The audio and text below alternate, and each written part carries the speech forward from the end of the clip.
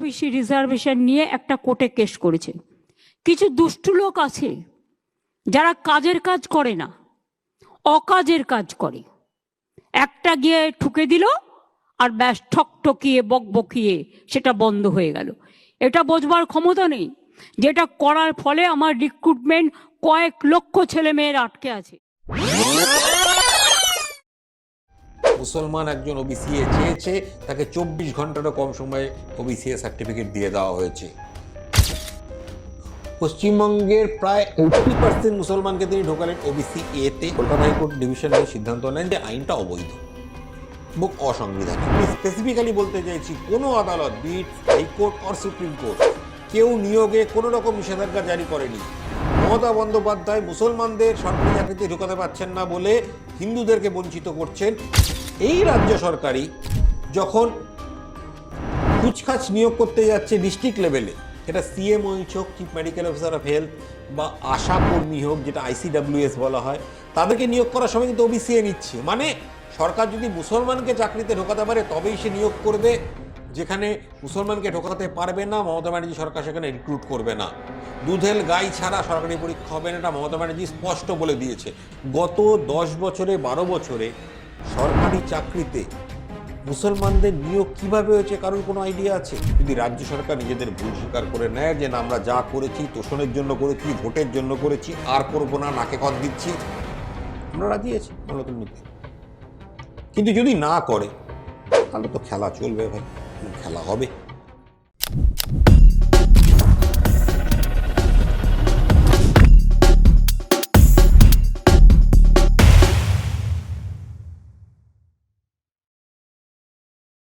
বাইশে মে 2024 কেন হাইকোর্ট বাতিল করে দিয়েছিল প্রায় 12 লক্ষ ওবিসি সার্টিফিকেট? ওবিসি আইনে কোথায় লুকিয়ে আছে গলদ? রাজ্য সরকার একটি শ্রেণীকে সুবিধা পাইয়ে দেওয়ার জন্য কেন পরিবর্তন করেছিল এই ওবিসি আইন? আজকে এই বিষয়ে বিস্তারিত জেনে নেব আমাদের আজকের বিশেষ অতিথি অ্যাডভোকেট প্রসূন মৈত্রের কাছ থেকে, যিনি 2020 থেকে লড়ে চলেছে এই আইনের বিরুদ্ধে। তাই সম্পূর্ণ পডকাস্টটি দেখুন, শুনুন এবং জানুন শুধুমাত্র চন্দন চরিত বেঙ্গলি পডকাস্টে। আজকের এই বিশেষ পডকাস্ট শুরু করার আগে প্রথমেই ওয়েলকাম জানাবো আমাদের চ্যানেলেতে প্রথমবারের জন্য অ্যাডভোকেট প্রসূন মৈত্র। নমস্কার, কেমন আছেন? খুব ভালো আছি। মানে 18 তারিখে রেজাল্ট বেরোনোর পর না, আমি রাজনীতির বাইরের লোক, সেই জন্যে আমার ক্ষেত্রটা আলাদা। তবে অনেক ধন্যবাদ অনুষ্ঠানে আমন্ত্রণ জানানোর জন্য।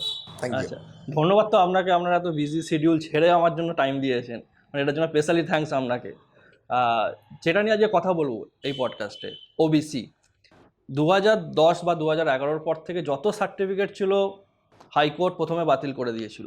আমি যদি যারা জানে না বিষয়টা তাদের জন্য যদি একটুখানি ছোট বিপ্লি আপনাকে এক্সপ্লেন করতে বলি যে কেন বাতিল করা হয়েছিল, তার কারণটা কী ছিল। আমি আরেকটু বাড়িয়ে নিচ্ছি পরিধিটা, কেন ওবিসি আইনটা তৈরি হলো না হলো দূরে যাচ্ছি। ব্যাপারটা হচ্ছে 1990 সালে ভিপি সিং গভর্নমেন্ট যখন পাওয়ারে আসলেন তখন তারা মন্ডল কমিশন ইমপ্লিমেন্ট করলেন, সেখানে ওবিসি আসলো এবং তারপরে তখন জ্যোতি বসু আমাদের এখানে মুখ্যমন্ত্রী। কমিউনিস্ট শাসন স্বাভাবিক, এবং তিনি বললেন কমিউনিস্ট শাসনে কোনো ব্যাকওয়ার্ড ক্লাস থাকতে পারে না। ফলে পশ্চিমবঙ্গে ওবিসি কোনো ইমপ্লিমেন্টেশন রিজার্ভেশন তৈরি হলো না। 90 থেকে 94, 93, 3 বছর চলল। পশ্চিমবঙ্গ সরকার অ্যাডামেন্ট হয়েছিল রিজার্ভেশনের জন্য, যে আমাদের এখানে ওবিসি নেই, ব্যাকওয়ার্ড ক্লাস নেই, কমিউনিস্ট শাসনের সাম্যতা রয়েছে, সবাই সমান। কিন্তু অন্য রাজ্য এবং কেন্দ্র তো ওবিসি ইমপ্লিমেন্ট করেছে। ফলে যে কোনো সরকারি চাকরিতে দেখা গেল 3 বছর ধরে অন্য রাজ্য থেকে লোকেরা এসে পশ্চিমবঙ্গে সরকারি চাকরি দখল নিতে থাকলো, যেহেতু একটা পার্সেন্টেজ রিজার্ভ ছিল তাদের জন্য। 93 সরকারের ঘুম ভাঙল। তখন জ্যোতি বসু সরকার 66টা ক্লাসকে বা ক্যাটাগরিকে ওবিসির আওতায় আনলেন।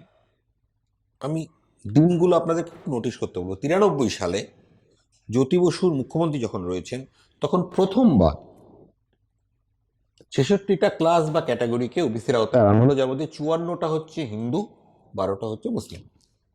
93 সাল শেষ, গড়গড়িয়ে চলছে বামফ্রন্টের চাকা, সূর্য কখনো অস্ত যায় না। জ্যোতি বসু গেলেন, বুদ্ধদেব আসলেন, বুদ্ধদেব এসে আমরা 235, ওরা 35, কি করবে আমরা, ওরা তত্ত্ব, সিঙ্গুন, নন্দীগ্রাম, অনেক কিছু চলল। পরে 2010 সাল, জামকাট টু 2010 সাল, মানে টেকনিক্যাল ভাষা, সামনের বছর বিধানসভা ভোট 2011 সালে। মমতা ব্যানার্জি 1994-এ মৃত্যুঘণ্টা বামফ্রন্টে বাজিয়েছিলেন ব্রিগেডে, কিন্তু সেই মৃত্যুঘণ্টা বোধহয় এতদিনে তার আওয়াজ শোনা যাচ্ছে। কলকাতা কর্পোরেশনে বামফ্রন্ট হেরে গেছে, তৃণমূল ক্ষমতায়। বিধানসভা ভোটেও মমতা ব্যানার্জির দিকে পাল্লা ভারী। এমত অবস্থায় 2010 সালে বুদ্ধদেব ডিসাইড করলেন যে আমাকে ওই সংখ্যালঘু কার্ডই খেলতে হবে, যেটা বর্তমানে মমতা ব্যানার্জি একই খেলা খেলছেন। যেহেতু পশ্চিমবঙ্গে প্রায় 33%, 1/3 যেহেতু মুসলিম, তার জন্য সংখ্যালঘু কার্ডটা খুব সহজ উপায় যে কোনো রাজনীতিকের জন্য। তো 2010 সালে বুদ্ধদেব ভট্টাচার্য, ধুতি পাঞ্জাবি পরা ভদ্রলোক, আজকে ওনার ঘটনাচক্রের জন্মদিন, তো সেই ভদ্রলোক বুদ্ধদেব ভট্টাচার্য 42টা কাস্টকে আরও অ্যাড করলেন ওবিসি লিস্টে। Out of 42, 41 were Muslims. এটা তোষণ ছিল না, যেহেতু সিপিএম করেছে। 42টার মধ্যে অ্যাকচুয়ালি 41টাই মুসলিম, মুসলিম। একটা হিন্দু। কিন্তু এটা তোষণ ছিল না, কারণ কমিউনিস্টরা তোষণ করে না, কারণ মার্কসিজম বিজ্ঞান, সেই জন্য আমাদের এগুলো মেনে নিতে হবে। করার পরে মমতা ব্যানার্জি জ্যোতি বসুরই ভাবশিষ্যা আসলো 2012, এবং 2010 সালেই বুদ্ধদেব প্ল্যান করেছিলেন, যেটা আমরা তৎকালীন আনন্দবাজারে কিছুদিন আগে আমার ফেসবুক পোস্টেও দিয়েছি, যে রিপোর্ট ছিল যে শুধু ওবিসি রাখলে চলবে না, মুসলমানদের জন্য আলাদা সংরক্ষণ করতে হবে। এটা উনি 2010-এ উপলব্ধি করলেন, যখন তিনি পায়ের নিচে জমি অলরেডি সরছে, এবং তার জন্যে মুসলমানদের আলাদা করে সংরক্ষণ দেওয়ার জন্যে 10% রিজার্ভেশনের সুপারিশ তিনি করতে চাইলেন। কিন্তু সেটা তিনি করতে পারলেন না, যেহেতু 11তে সরকার পড়ে গেল। নতুন সরকার আসলো, মমতা ব্যানার্জি। কোন মমতা ব্যানার্জি?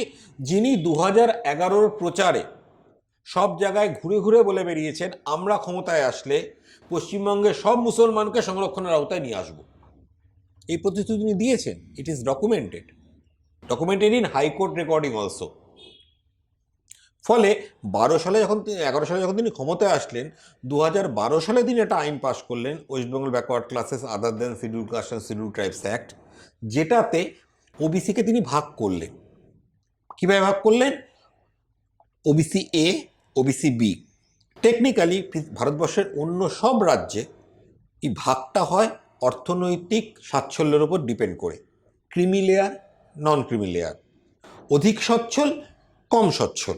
যারা একটু সচ্ছল বেশি তারা নন ক্রিমি লেয়ারে, যারা বেশি কম সচ্ছল তারা ক্রিমি লেয়ারে থাকে, এবং ক্রিমি লেয়ারের কোটা বেশি হয়। মমতা ব্যানার্জি পশ্চিমবঙ্গে যেহেতু প্রতিশ্রুতি দিয়েছিলেন, তিনি ভাগটা করলেন ধর্মের ভিত্তিতে। পশ্চিমবঙ্গের প্রায় 80% মুসলমানকে তিনি ঢোকালেন ওবিসি এতে, এবং নাম কওয়াস্তে কিছু হিন্দু থাকলো ওবিসি এতে, এবং অধিকাংশ হিন্দুকেই ঠেলে দিলেন ওবিসি বিতে, যেখানে 2-1টা মুসলমানকেও তিনি রাখলেন। এবং খুব ইন্টারেস্টিংলি, মমতা ব্যানার্জি, তৃণমূল কংগ্রেস ধর্মের রাজনীতি করে না, তারা সেকুলার, সংবিধানকে অত্যন্ত মান্য করে। এই ওবিসি এতে তারা বলল এসসিস converted to Christianity will be considered in OBC এ, মানে শিডিউল কাস্ট বাই বার্থ যেটা হয়ে থাকে হিন্দু ধর্মে থাকলে, তারা যদি খ্রিশ্চানিটিতে কনভার্ট হয়, অন্য কোনো সংখ্যালঘু ধর্মে নয়, শিখ নয়, বুদ্ধিস্ট নয়, জৈন নয়, পার্সিক নয়, একমাত্র যদি তারা খ্রিশ্চানে কনভার্ট হয়, they will be also entitle to get benefit as per OBC A. Mamata Banerjee কিন্তু ধর্মের রাজনীতি করেন না, যা রাজনীতি বিজেপি করে। মমতা ব্যানার্জি, যিনি ধোয়া তুলসী পাতা, তিনি এক প্রচলন করলেন, এবং তার ফলে কি হলো? তার ফলে 10% রিজার্ভেশন চলে গেল মুসলমানদের কাছে, 7% আসলো হিন্দুদের কাছে। এইটুকুনি হলেও শেষ ছিল। আরও কি দেখা গেল? ওবিসি এর বিভিন্ন পরীক্ষায় কাট অফ মার্কের ক্ষেত্রে, মানে মিনিমাম যেটা কোয়ালিফাইং মার্ক, ওবিসি এদের ক্ষেত্রে কোনো পরীক্ষা যদি হিন্দুদের জন্য বা ওবিসি বিদের জন্য কাট অফ মার্ক 145 হয়, ওবিসি এর ক্ষেত্রে এটা 130। সেখানেও তারা অ্যাডভান্টেজ পেতে রাখলো। ফলে 2012 থেকে 2024, যতক্ষণ না পর্যন্ত হাইকোর্ট এটাকে বাতিল করে ঘোষণা করেছে, যে রিক্রুটমেন্ট হয়েছে, মুসলমানরা অবৈধ উপায়ে, অসাংবিধানিক উপায়ে এই আইনের সুবিধা পেয়ে এসছে। এটা নিয়ে পশ্চিমবঙ্গের রাজনীতিতে অনেক জল ঘোলা হয়েছে, বিভিন্ন দল প্রতিবাদ করেছে, এবং সামাজিক মাধ্যম মানে সোশ্যাল মিডিয়ায় তো অবশ্যই হয়েছে। কিন্তু এটাকে বন্ধ করার উপায়টা কী ছিল? উপায় দুটো ছিল। একটা হচ্ছে যারা প্রতিবাদ করছে তারা সরকারে গিয়ে আইনটা বদল করবে।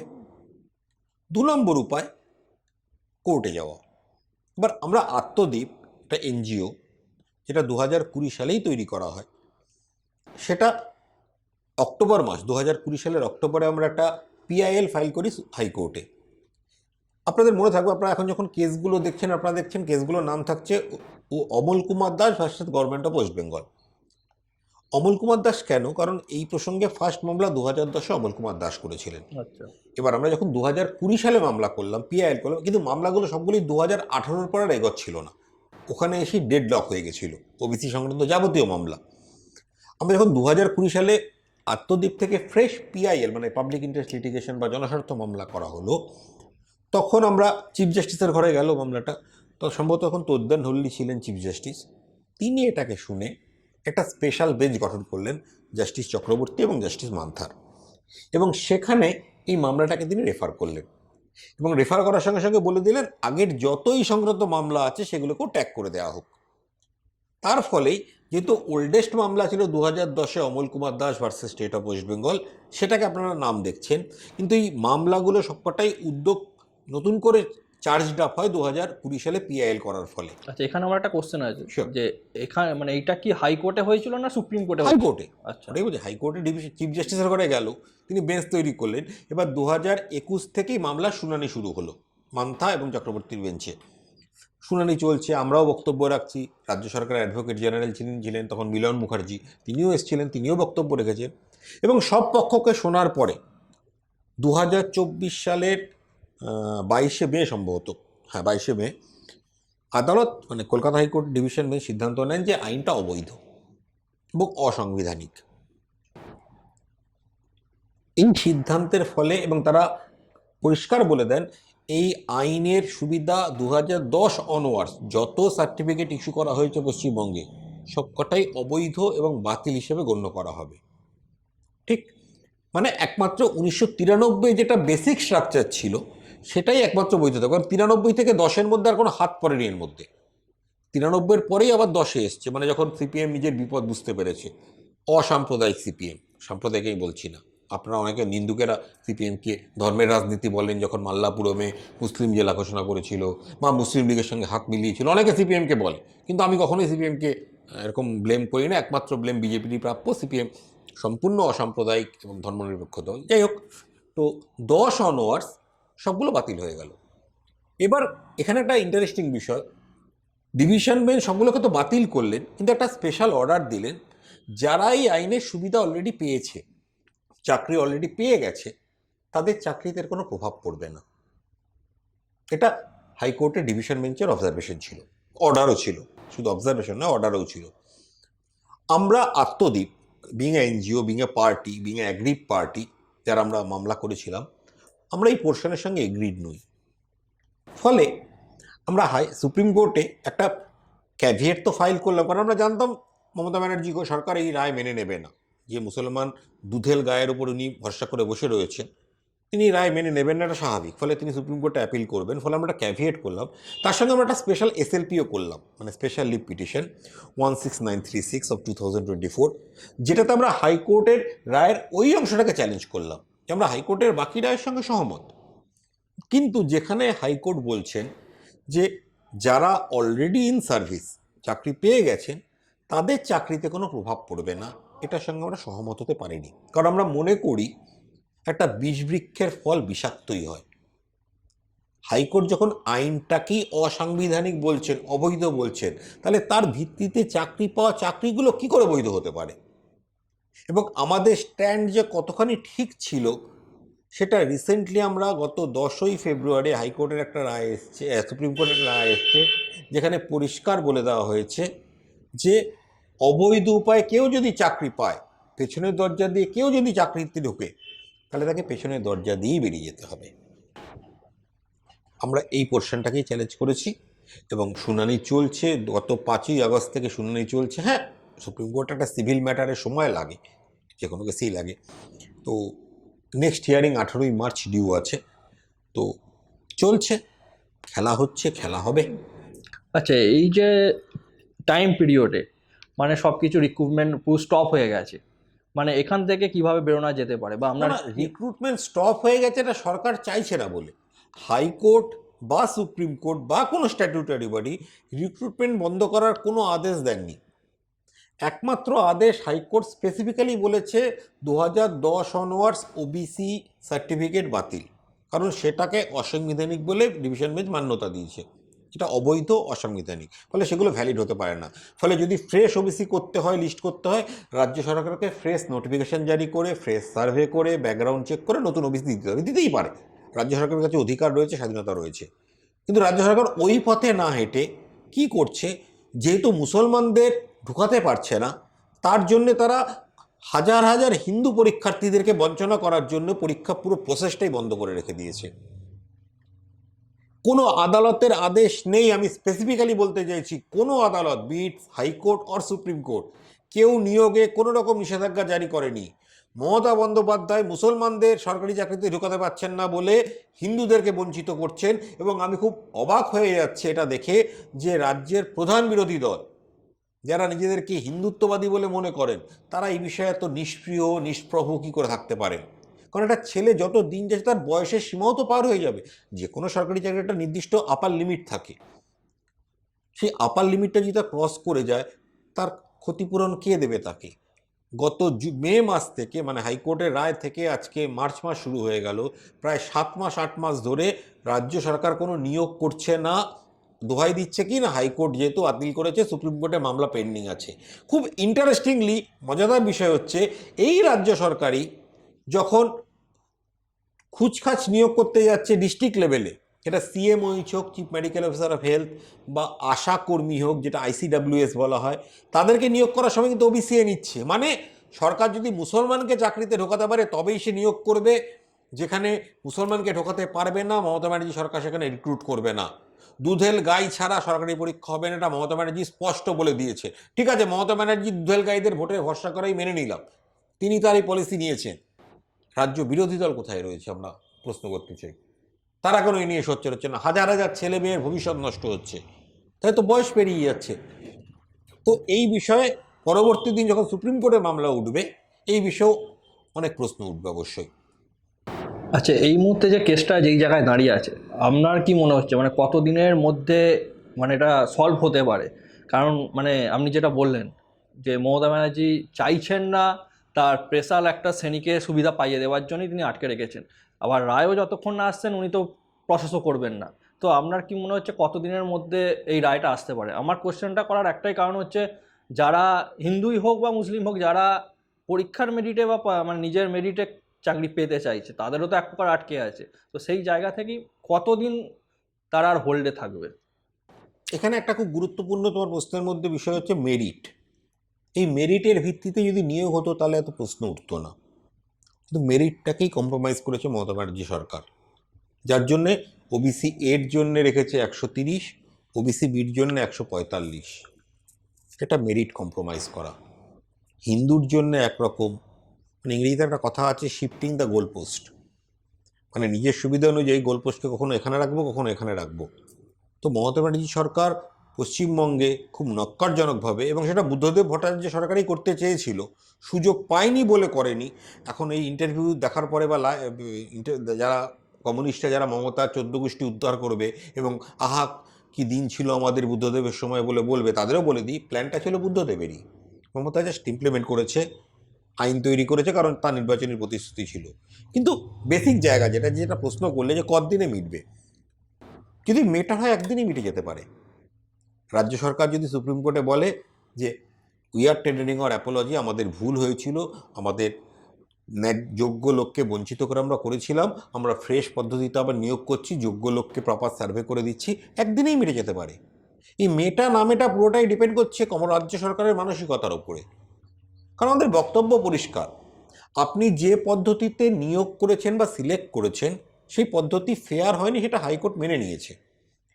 রাজ্য সরকারের যুক্তি কী ছিল? আমরা সুপ্রিম কোর্টে ব্যাপারটা ফার্স্ট উঠেছিল 5ই আগস্ট, এবং সেখানে তখন প্রথম দিন ছিলেন ইন্দিরা জয়সিং, রাজ্য সরকারকে রিপ্রেজেন্ট করেছিলেন, এবং তারপর কপিল সিব্বল তারপরে হিয়ারিং থেকে রিপ্রেজেন্ট করেন 27শে আগস্টের থেকে।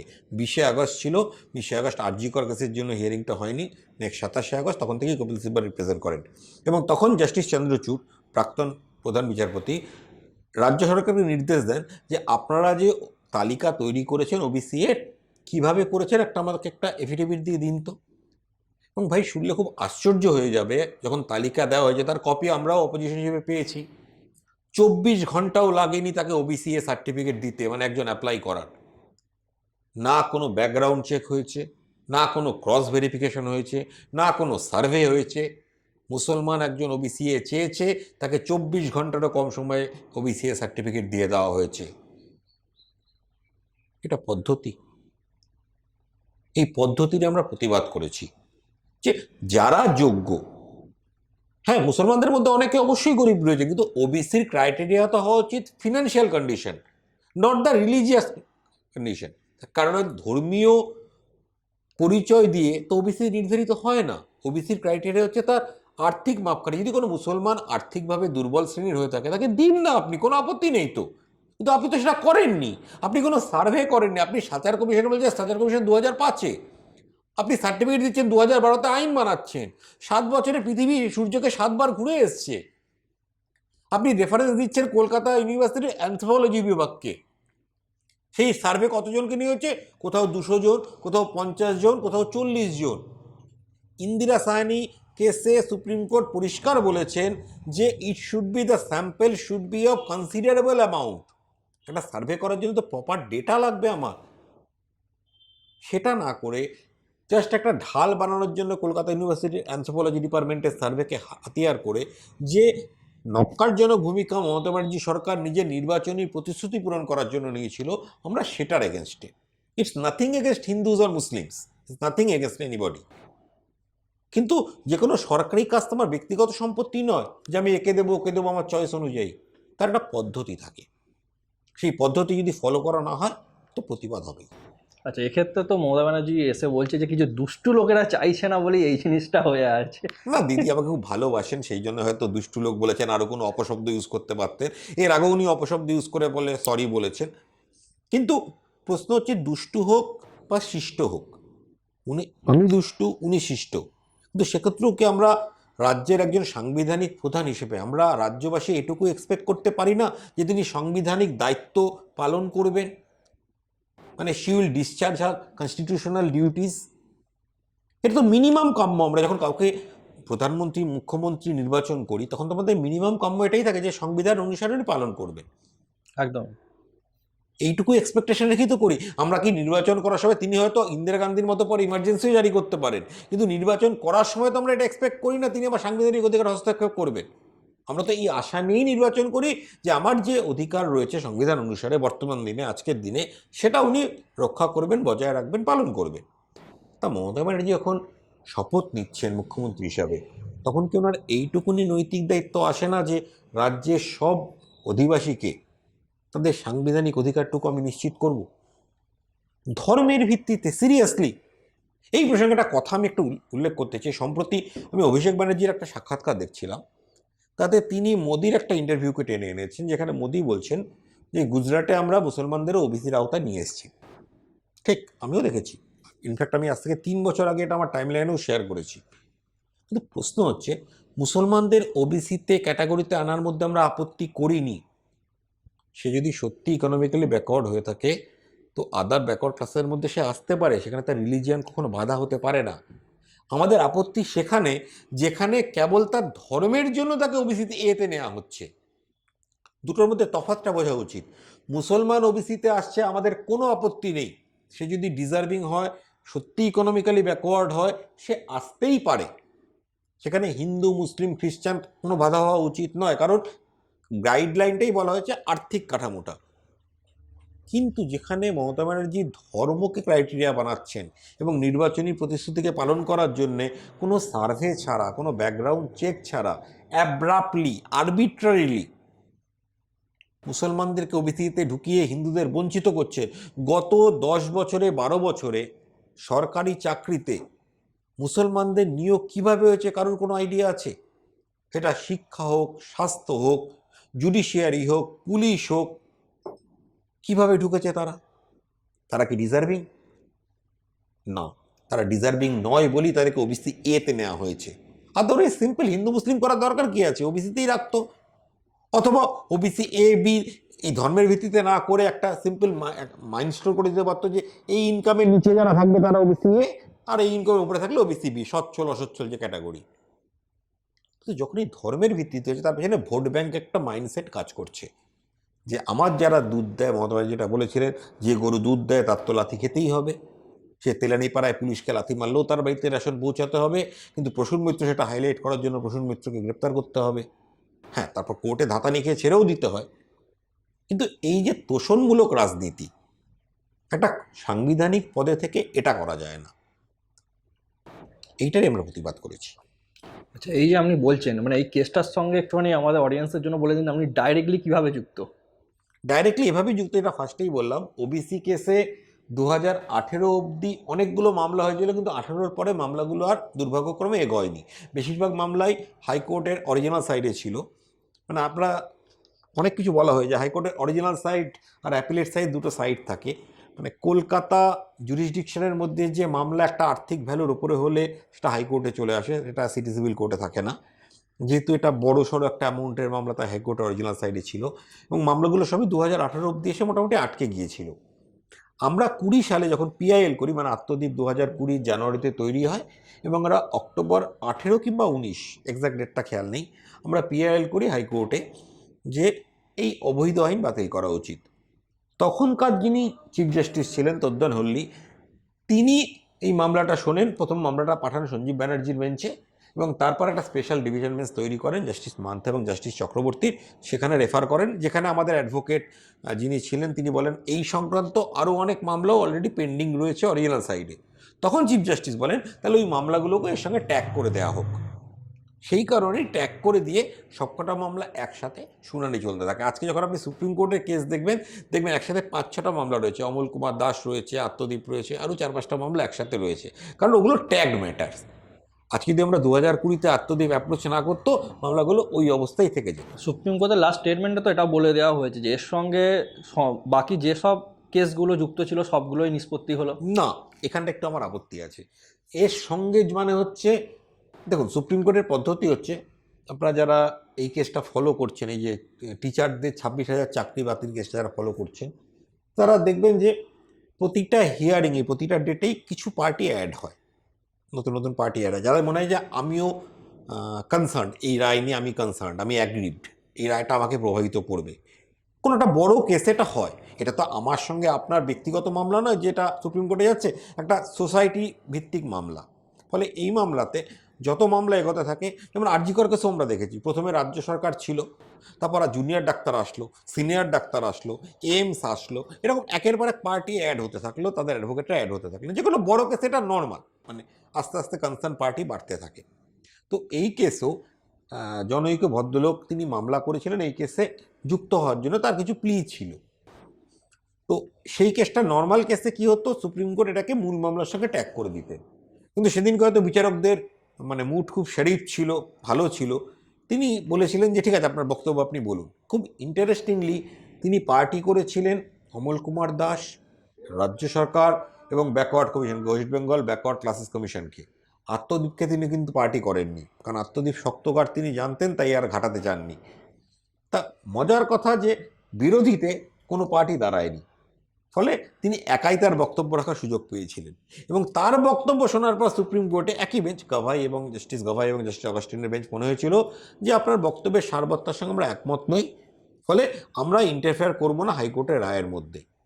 এবং তার সঙ্গে যে প্রশ্নটা প্রথমে আসলো যে কনসার্ন সব মামলা বাতিল হলো, সেটা ওই মামলাতে আরও যদি কোনো প্রেয়ার থেকে থাকে বা অ্যাপ্লিকেশন থেকে থাকে সেগুলো বাতিল করে, সেই মামলাকে তখনও মূল মামলার সঙ্গে ট্যাগ করা হয়নি। ফলে যারা আমরা ধরে নিচ্ছি যে মূল মামলাটাই বাতিল হয়ে গেছে বা সিদ্ধান্ত হয়ে গেছে, ইটস নট লাইক দ্যাট। কিন্তু এখানে একটা ইন্টারেস্টিং বিষয় যে তার বক্তব্য জাস্টিস গাভা এবং জাস্টিস অগাস্টিনের বেঞ্চ শোনার পরে সিদ্ধান্ত নিয়েছেন we should not interfere into the judgement of the impugned judgement of the Kolkata high court. তার মানে তারা একতরফা বক্তব্য শোনার পরেও সিদ্ধান্ত নিয়েছেন। সো নেক্সট দিন 18ই মার্চ হোক বা যদি আবার ডেফারে অন্য কোনো ডেট পড়ে, আমাদের পক্ষ থেকে তো পরিষ্কার থাকবে যে your honour, you have already heard the party and you have decided not to interfere. তাহলে এই মামলাতে মানে মূল যে মামলাটা, সেটা তার শোনার কোনো অবকাশই নেই। মানে ইন্টারিম অর্ডারের তো প্রশ্নই নেই, এবং আপনি তো অলরেডি ডিসাইড করে নিয়েছেন আপনি ইন্টারফেয়ার করবেন না, তাহলে ওই বিষয়টা পুরোটাই খারিজ। তো আমরা কি নিয়ে শুনবো এবার? একমাত্র আত্মদীপ যে মামলাটা করেছে যে যারা অবৈধ উপায়ে আইনের ভিত্তিতে চাকরি পেয়েছে তাদের খারিজ করা হোক চাকরি, সেই বিষয়ে তাহলে শুনানি চলুক। এটা তো আমাদের প্রিয়ার থাকবেই। তো এই জায়গায় দাঁড়িয়ে এই জায়গায় আপাতত দাঁড়িয়ে আছি আমরা। আচ্ছা, এতক্ষণ এই পডকাস্টটা দেখার জন্য সবাইকে অসংখ্য ধন্যবাদ। আর তোমাদের যদি পডকাস্টটা সত্যি ভালো লেগে থাকে তো স্যারের জন্য তো স্পেশালি একটা লাইক চাই, আর অবশ্যই কমেন্ট করে জানান পডকাস্টটি কেমন লাগবে। আর স্যারকে কি আরও অন্য কোনো টপিকের ওপর আপনারা চাইছেন তাহলে অবশ্যই আগে কমেন্ট করবেন। তো স্যার যেতে যেতে যেটা লাস্ট আপনার কাছে জানতে চাইবো, মানে এই যে রায়টা বেরোচ্ছে, এক্সপক যদি যারা চাকরির জন্য ওয়েট করে আছে, আপনি যদি একটা টেন্টেটিভ ডেট দিতে পারেন। না, টেন্টেটিভ ডেট আমার পক্ষে দেওয়া সম্ভব না, কারণ বিষয়টা এখন মানে ভারতের সর্বোচ্চ আদালতের এখতিয়ারে রয়েছে। 18 তারিখ 18ই মার্চ পরবর্তী ডেট রয়েছে। তার আগে 6ই মার্চ মানে বৃহস্পতিবার, সামনের বৃহস্পতিবার হাইকোর্টের একটা ডেট আছে। এরা যারা জানেন না তাদের জ্ঞাতার্থে জানিয়ে রাখি, যেটা ছুঁয়ে গেছিলাম, উল্লেখ করেছিলাম, ডিটেলসে যায়নি, যে রাজ্য সরকার কিছু কেসে মানে সুপ্রিম কোর্টে যাওয়ার পরেও anganwadi, ASHA, CMO, chief medical officer health, কিছু কেসে তারা রিক্রুটমেন্ট চালাচ্ছিল ওবিসি একে নিয়ে। আমরা তার এগেনস্টে হাইকোর্টে আবার একটা পিআইএল ফাইল করি। এটা ফ্রেশ পিআইএল, আগেরটার সঙ্গে সম্পর্ক নেই। আচ্ছা, এটা কত সালে? সেপ্টেম্বর মাসে, 2024 সালে সেপ্টেম্বরে, যেটাতে আমরা বলি যে despite order of the court, কোর্টের আদেশ থাকা সত্ত্বেও, এবং রাজ্য সরকারের কৌশলী মানে অ্যাডভোকেট গিয়ে সুপ্রিম কোর্টে কাঁদুনি গাইছেন যে আমি কোনো নিয়োগ করতে পারছি না, কপিল সিবাল, ইন্দিরা সিং কাঁদুনি গাইছেন যে রাজ্য আমার হাত বেঁধে দিয়েছে, আমি কোনো স্কলারশিপ দিতে পারছি না, কোনো নিয়োগ করতে পারছি না। কিন্তু তারপরেও তারা এখানে অঙ্গনওয়াড়ি বা সিএমওইচে রিক্রুটমেন্ট চলছিল, রিসেন্টলি কোঅপারেটিভও রিক্রুটমেন্ট চলছিল ওবিসি নিয়ে। তাই নিয়ে আমরা ফ্রেশ পিআইএল ফাইল করি, এবং জাস্টিস এখন যিনি রয়েছেন শিবজ্ঞানম, চিফ জাস্টিস রয়েছেন, তিনি সেই বেঞ্চটাকেই আবার রিট্রিভ করেন, জাস্টিস মান্থ এবং জাস্টিস চক্রবর্তীর বেঞ্চকে।